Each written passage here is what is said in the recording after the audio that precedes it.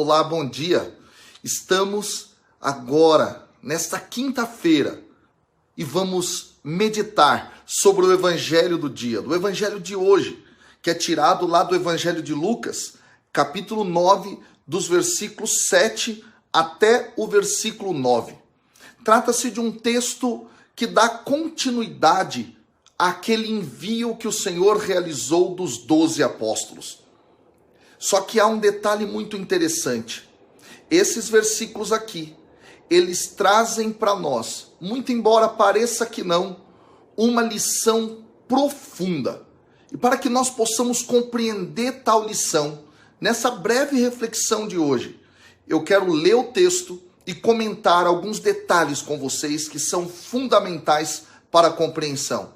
Assim diz o texto no versículo 7. O tetrarca Herodes.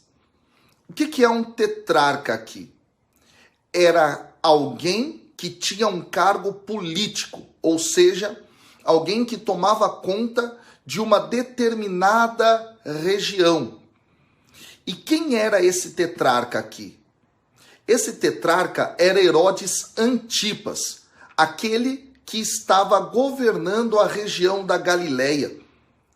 Ele era filho do grande Herodes, o Herodes Magno, que ao morrer dividiu toda aquela região entre os seus 4 filhos. Um deles é esse Herodes aqui, do qual o texto está falando.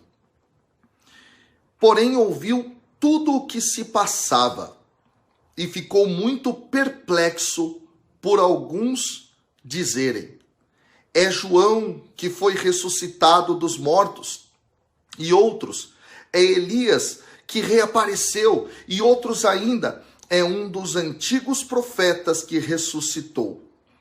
Aqui, o termo diz que ele ficou perplexo, boquiaberto.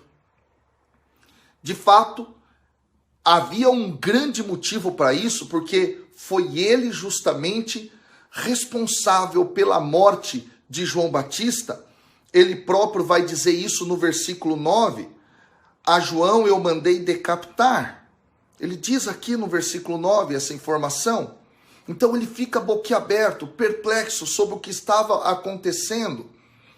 E o que era isso que estava fazendo com que as pessoas daquela região toda falassem tanto?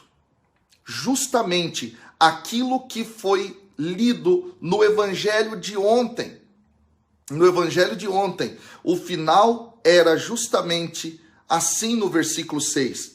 Eles, ou seja, os apóstolos que foram enviados pelo Senhor, então partiram, indo de povoado em povoado, anunciando a boa nova e operando curas por toda parte. Ora, os apóstolos foram enviados, realizando curas, e isso gerou um boca a boca. As pessoas ficaram perplexas, Herodes ouviu, ficou perplexo, boquiaberto. E o texto continua e diz assim, que Herodes fez a pergunta: quem é esse, portanto, de quem ouço tais coisas? E o texto diz, e queria vê-lo. Ora, quem é esse? Aqui o texto está no singular. Quem é esse? Ué, mas quem foi enviado? Foram enviados os 12. Aqui, portanto, há algo profundo que está presente dentro da eclesiologia, ou seja, dentro do pensamento de igreja que Lucas tem. Os seguidores de Jesus são identificados com o próprio Jesus. Então é possível aqui que exatamente Lucas esteja querendo dizer isso. Quem é esse? Ora, foram os 12 que estavam indo de cidade em cidade. E aí aqui é uma grande lição. Nós somos um em Cristo Jesus.